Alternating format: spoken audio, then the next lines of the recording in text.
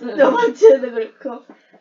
근데 저번 주에 가가지고 마라톤 먹었는데도 배가 고파서 집에서 완전 많이 춘흥이 누구 작품인지 안 봐. 정몽주가 누군데? 이 몸이 죽어 무엇이 될 거 하니? 무엇이 될 거니가 이 몸이 죽어 100번 고쳐 죽어.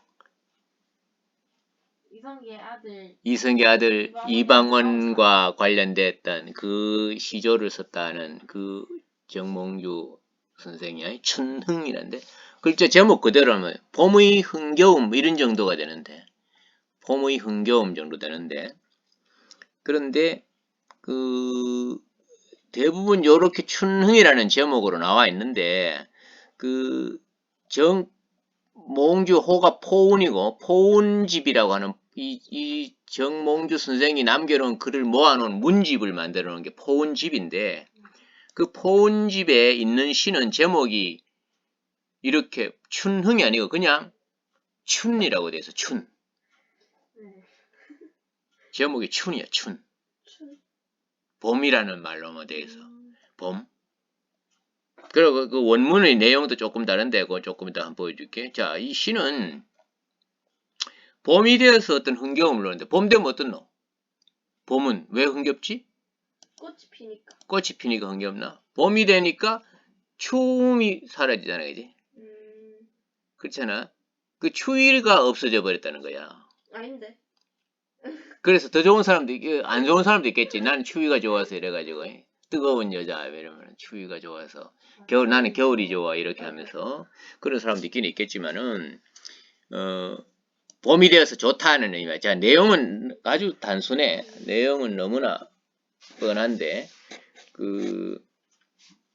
한번 보자. 봄비가 가늘어. 봄비가 가늘어. 봄비가 가늘어. 방울도 듣지 않더니. 번역 글쎄 뭐 썩 좋아 보이는데 자 원문을 한번 봐라. 그 밑에 원문에 봄비가 춘우야. 봄춘자 비우자. 봄비 알겠지? 새는 가늘 새자야. 그 다음에 아니부 적은 물방울 적자야. 됐나? 해석해봐. 봄비가 가늘어서 방울도 듣지 않더니 어떤 현상, 어떤 모습이야? 봄비가 가늘하라서 물방울도 이루지 못하는 거야. 그러니 어떻다?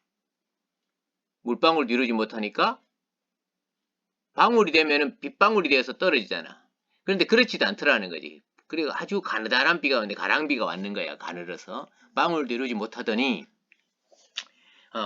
방울도 듣지 않더니 이때 듣다라는 말은 물방울이 떨어지는 거 듣다 그러지. 비가 막 듣는다 뭐 이러잖아. 방울도 듣지 않더니 이 번역이 이렇게 되게 어려웠다.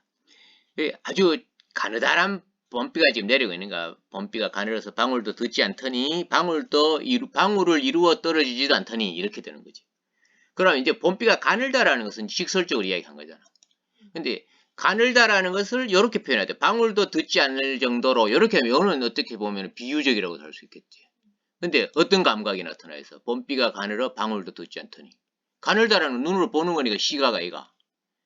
그런데 방울 듣지 않다? 방울도 듣지 않다. 빗방울로 떨어지지도 않는다는 어떤 이미지가 떠올라? 빗방울 떨어지면 눈으로도 볼 수 있지만 떨어지는 소리를 들을 수도 있잖아.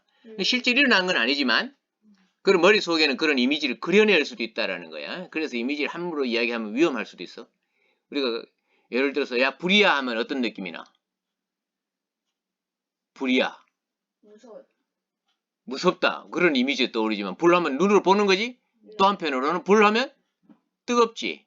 그런데 저기 1km 밖에 불이 나서 그 불은 뭐로 느끼나? 소리로만 느끼나? 연기로만 눈으로만 보는 거지. 시각으로밖에 못 느끼지. 뜨거운 줄은 모르지. 그러나 불은 뜨겁다는 이미지를 느낄 수도 있잖아. 그래서 여기 지금 방울도 듣지 않더니라고 하는 말인데 실제 물방울도 못 이루어서 그래 소리가 안 나. 그런데 방울 듣는다라는 것 때문에 빗방울 소리가 들리는 것 같은 이미지가 떠오를 수도 있는 거야. 그런 게 이제 이미지라는 거거든. 자, 하여튼 빗방울 매우 가늘어서 그런데 시간이 좀 지나서 밤중에 약간 소리가 나는 듯 했네 이래서 밤중이 되니까 시간이 경과되는 거예요. 밤중에 요때는 뭐 소리가 나는 거는 방울을 이루었다는 말이지. 그래서 소리가 나는 거지. 왜냐하면 밤중이니까 일부러 불 들고 안 나가지 않으면 가는지 굵은지 안 보일 거 아니가. 근데 밤중이 되니까 비소리가 들렸을 거라. 이건 청각적 이미지라고 이야기를 해야 되겠네. 밤에 그 비를 본 게 아니고 빗방울 소리를 들었을 테니까. 왜 방울도 듣지 않더니 하는 것을 청각이라고 봐야 하느냐 하는 근거는 이런 거야. 요 밑에는 소리가 들렸다는 것은 방울을 이루었다는 거거든. 방울을 이루지 않았어도 청각적 이미지가 될 수 있다는 거야. 이거는 이제 확실히 청각적 이미지지. 소리가 나는 듯 했네. 나는 듯 했네. 이렇게 번역을 해놔서, 번역이 묘미야, 이게. 왜냐하면, 나는 듯 했다는 것하고, 나의 소리가 나네하고는 다르지. 나는 듯 했네라고 하면 어떤 뜻이 될 수 있노? 비가 안 왔을 수도 있잖아. 나는 듯 하기만 하지. 듯하다는 말이 뭔데? 그런 것 같아. 이런 거니까. 그래서 번역하는 게 따라 달라질 수 있는 거예요. 그래서 밑에 참고에 밤중에야 조그마하게 소리 들리네 이렇게 되어 있는 부분 있나? 밑에 참고. 밤중에야 조그마하게 소리 들리네 이래야 이제 비가 내리는 거야. 그런데 소리가 나는 듯 했네 이거는 좀 이상해질 수도 있는 거야. 해석에 따라서 소리가 밤중에 약간 소리가 나는 듯 했네. 밑에 그 자세히 내가 해설을 해놨는 부분 있을 거야. 구절 풀이 해놨는데 읽어보면 훨씬 더 분명하게 나온다.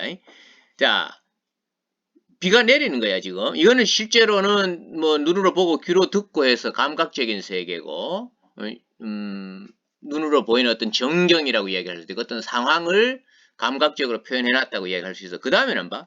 눈노가 남쪽 겨울에 물이 불었거니. 자, 비가 왔지. 그게 원인이 되면, 그 다음에 눈이 녹는 거야. 그 다음에 눈이 녹으면 되겠는 또? 남쪽 겨울 물이 불겠지. 근데 인과로 엮여져 있어, 지금. 인과 연세야, 지금. 비가 왔다, 눈이 녹았다, 겨울물이 불었다. 눈이 녹는 거는 뭘 의미하나? 따뜻하다는 걸 의미하지. 그 눈이 녹는다는 것은 우리가 눈으로 볼 수도 있고, 따뜻함을 느낄 수도 있어. 남쪽 겨울에 물이 불었다라고 하는 것은 눈이 녹았으니까 물이 불었는 거야. 이거는 실제로 본 게 아니지. 상상하는 거야, 상상. 다음날 가보면 남쪽 겨울에 물이 안 불어 있겠나. 뭐 물이 불어 있다니까 대만 뭘 떠올려, 홍수를 떠올리면 안 되는 거지. 전에보다는 눈이 녹았으니까 전에보다는 물이 좀 더 많아졌을 거야. 이런 정도로 생각해야 되는 거야. 자, 그 다음에 풀싹은 이미 얼마나 돋았는 거. 풀싹은 물이 불어서 돋겠나? 비가 와서 돋겠지. 풀이 싹이 얼마나 돋았을까? 이렇게 이제 의문형을 지금 사용해서 풀싹이 많이 돋았을 것 같아 라는 어떤 기대감이나 봄이 온 설렘 같은 것을 표현했다고 할 수 있어. 그러면 앞에 것은 보고 듣고 하는 거야. 비가 오네, 소리가 들리네 했는 거고 밑에 거는 뭔데? 셋째, 넷째 줄은 우리가 기승전결이라면 전과 결은 뭔데? 상상이잖아. 지금 시간은 어느 시간이야? 지금 이 시를 쓰고 있는 시간은 밤중이야, 밤중. 그게 이 시의 핵심적인 배경이 되는 거야. 그러면 처음에 시작은 뭔데? 비가 가늘다라는 비를 보았던 낮에부터 시작하는 거야. 그게 밤중까지 시간이 경과가 됐거든. 그럼 눈노가 남쪽 겨울에 물이 불었거니 이거는 어떻게 되지? 지금 아마 바깥에는 그럴 거야 라고 상상하는 거지. 그리고 풀싹은 얼마나 돋았을까? 풀싹은 많이 돋았을 거야 라고 상상하는 거야. 그래서 앞에 두 행과 뒤에 두 행은 크게 그렇게 나누어질 수 있는 거야. 실제 사실과 그리고 상상 속의 일, 그리고 이루어질 일에 대한 이야기고 앞에는 이미 이루어진 일을 이야기하는 거고 그렇게 차이도 나는 거지 지금. 어쨌거나 어떤 자연의 모습을 통해서 화자가 어떤 자연 친화적인 생각을 표현했다 이렇게 볼 수 있는 거야. 상황에 따라서 이걸 어떻게 또 볼 수 있느냐면 봄이 온다라고 하는 것을 좋은 시절이 온다고 생각하면 다른 말을 바꾸면 겨울이 간다고도 할 수 있는 거야. 겨울을 뭐라고 하면 시련과 고난이라고 봐버리면 시련과 고난이 지나가고 희망적인 나날이 다가온다라고 해석도 가능해지는 거지. 뭐 얼마든지 그런 해석도 할 수 있을 거야. 풀싹이 돋아난다는 것은 곧 새로운 희망이잖아. 소생하는 거니까. 죽었던 죽었던 것 같은 것이 새로 살아나는 거니까. 그래 지금 봄이 되어서 다시 살아났으면 좋겠네라는 생각을 노래했을 수도 있는 거야. 그냥 단순하게 보면 봄이 되어 좋아라는 거지만 또 다르게 보면 나의 인생에도 봄이 왔으면 좋겠네. 아니면 우리나라도 봄이 왔으면 좋겠네. 이런 식으로도 생각을 해볼 수 있는. 그 다른 어떤 외적 준거를 주고 말이야. 예를 들어 이 시를 가정을 한다면 이 시를 이 몸이 죽어주고 100번 고쳐주고와 같은 시기에 지은 것이라고 했다 하자.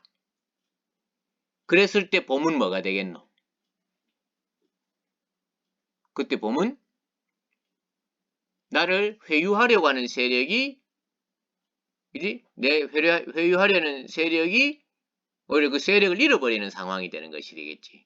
그럼 다시 먼저 고려가 다시 재건되는 것을 말하는 것일 수도 있겠지.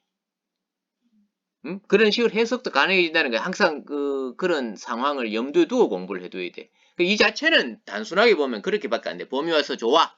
이야기를 끝인데 그렇게만 보면 작품이 너무 단순하잖아. 그래서 조금은 확대된 해석도 가능해질 수도 있다. 언제나 우리는 그렇게 어떤 잣대를 따로 두고 해석을 해볼 필요도 있는 거야. 그다음 제가 아까 위에 원문에서 마지막 구절 한번 그걸 읽으면 뭐냐면 초와 다소생이라고 읽을 수 있어. 초와 다소생. 초와는 풀싹이고 다소는 얼마간, 생, 날생 이렇게 되는데 그런데 참고로 붙여놨는 데는 봐.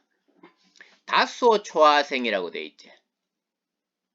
초화 다소생이라고 많이 알려져 있는데 다소 초화생이라고 되어 있어. 요렇게 문집에는 이렇게 다르게 되어 있는데 어느 게 먼저인지는 글쎄 어느 책에 실려 있느냐에 따라 달라지는데 두 개 중에 어느 하나는 분명히 포은 정몽주 선생의 작품이 아니다, 그지? 뭔가가 잘못 전해졌을 수도 있겠구나. 둘 다가 그렇다는 이야기가 안 되거든. 둘 중 하나는 뭔가가 잘못됐는데 어느 게 잘못됐는지는 아마 학자들이 연구를 해주겠지. 요게 춘흥이라고 하는 시인데 워낙 단순하게 보면 정말 단순한 시니까 문제도 거의 없어. 문제도 잘 만들어지지도 않고 어려운 시도 안 나오고 기껏 해봐야 다른 작품하고 세트를 해서 문제를 만들면 만들까. 이 작품 자체로 문제 만들어 하기는 좀 어려울 것 같고 이 시험 보면 이게 들어간다면 내가 몇 문제를 더 만들어서 그 자료를 완성시켜 줄게.